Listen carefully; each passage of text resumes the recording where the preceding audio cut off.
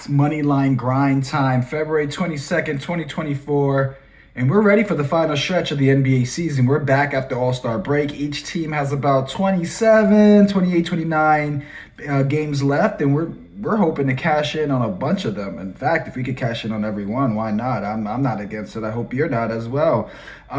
Yesterday, I did drop a video with two future picks. These are picks that'll you bet them now and then you win at the end of the season. One was a team to win the Eastern Conference in the playoffs, and the other one was a win total. Check those out. Today will probably be the last day you'll be able to get those bets in at the same value. We do have 3 picks today, but before we dig in, I just want to recap where we're at this year so far. We'll take a look at January. You'll see we did get 3 sweeps. Our goal is 4, but 3 is not bad. That's a sweep every 10 days. I'm sure plenty of people will love it. Then we're looking at February. If we didn't lose that week, we'd be way ahead of our goal. But we got 4 sweeps now. And when you look at it, February 2nd, we went 2-0 with 1 void. And then we hit back-to-back sweeps. So that was a 6 in a row kind of set. And then our last bet before the All-Star break, we went 2-0. I'm counting that as a sweep because we did put 3 units on that. We did, I believe we did 2 units on either I think it was on the Golden State -1.5.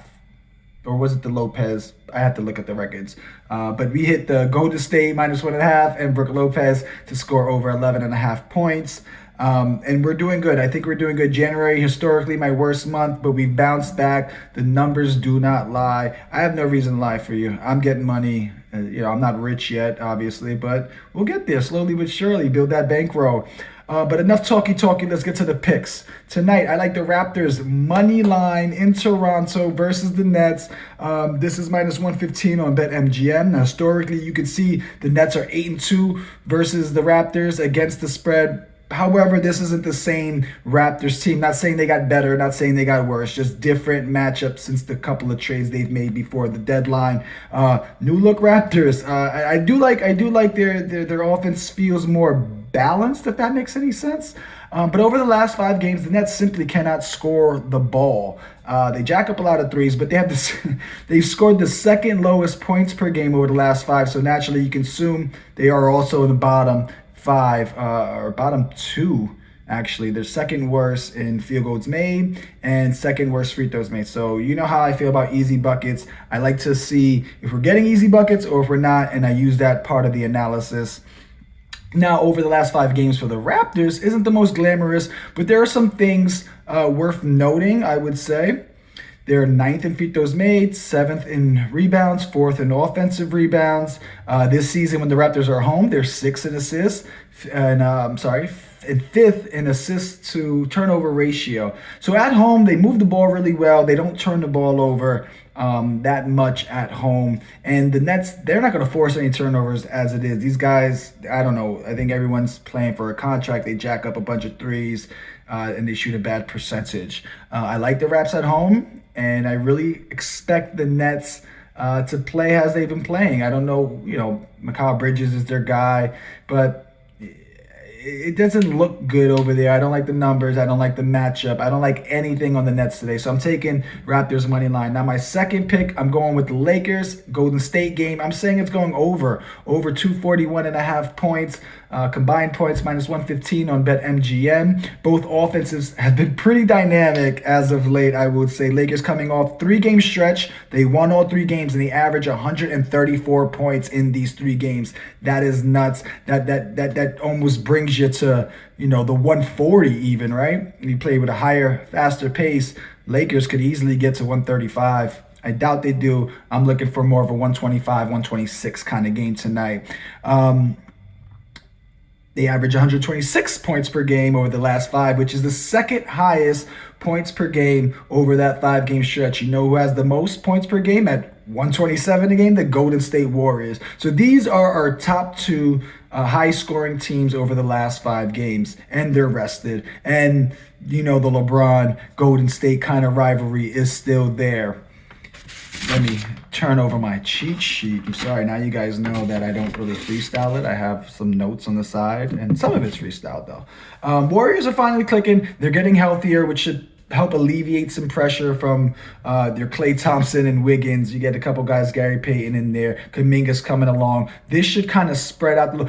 Shout out to Draymond Green, who's somehow become an offensive player. He's hitting threes and shit. This is nuts. But like I said, last 5 games, Warriors number 1 points per game, Lakers number 2. Lakers forced the 3rd fewest turnovers, while the Warriors forced the 6th fewest turnovers over their last 5. Both teams are top 10 in field goal percentage, and we all know the Lakers have tremendous success at getting to the free throw line. They're one of the best in the NBA at shooting free throws. They get the calls, even though they'll be on the road. I'm sure they'll still get to the line. So we're looking at a lot of easy points, high-paced offense, and the last 5 games as proof that these guys are clicking. Granted, there was a little bit of break there, but plenty of these players were involved in some capacity at the All-Star break. I like them rested.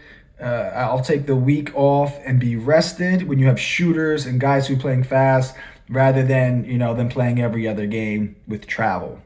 Now, my last pick of the game, I'm taking Chet Holmgren over 14.5 points. This is minus 125 on MGM. I'm sure it's shooting up because this line seems a little soft. Chet on the season averaging 16.4 points per game. Over his last 7, however, a little increase, 16.9. He has 2 games versus the Clippers in his career. His last game, which was in January, didn't play too well. He shot 2 for 10, had 8 points. But the game prior to that, in December, he had 23 points on 8 of 11 shooting. I think what we really need is at least 10 field goal attempts from Chet. And I think he can get that. I think the pace will be there.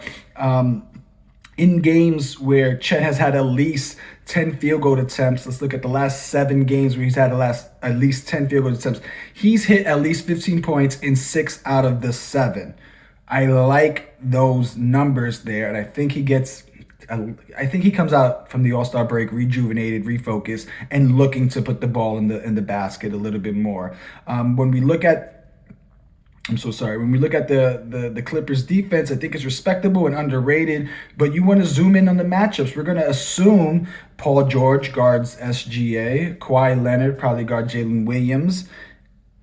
We know Harden isn't going to guard Chet Holmgren. So that leaves us speculating that it'll most likely be Zubac. And I don't like this matchup for Zubac. Chet, laterally quicker, better first step, can shoot in the perimeter. So he can take Zubac out to perimeter, deep sea diving, maybe 15, 18 feet, blow right by him. But also fair to note, the Thunder, they share the ball. They're very unselfish, especially for such a young team. They don't force a lot of bad shots, and over the last 5 games, they're 7th in assists. They've had the 2nd best assist-to-turnover ratio, largely because they don't turn the ball over. They turn the ball over the least in the league in those last 5 games. And the ball is moving. Thunder's shooting well. Everyone seems to have free range to go explore, the best option on offense each possession. They got Giddey, they got SGA, who somehow scores 30 and doesn't make it look selfish at all. So I really do like Chet Holmgren tonight to score at least 15 points. Those are my 3 picks. I smell a sweep. I always do. But I also put together a little parlay of the day for you. Of course, these don't count towards the records, but I figure always good to share what I'm thinking. I normally fill my parlay, my one-a-day parlay, with ideas that I like that I didn't put the big unit bet on. So these are like really leans or things I really like, but instead of making 4 or 5 picks, I want to stick to the 3. This formation has been really good to us, so we're going to keep it consistent.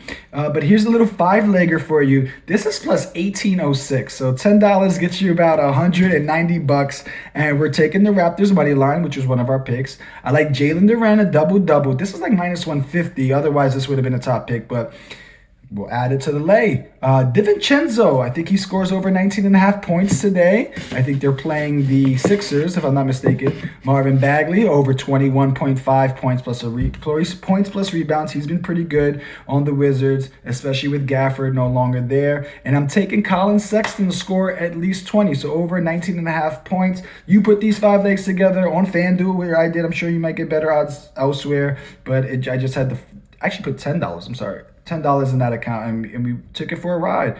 Those are my 3 picks. That is my parlay of the day. I gave you a recap of where we're at. I'm excited for this final stretch of the NBA season. The NBA is where I make the money.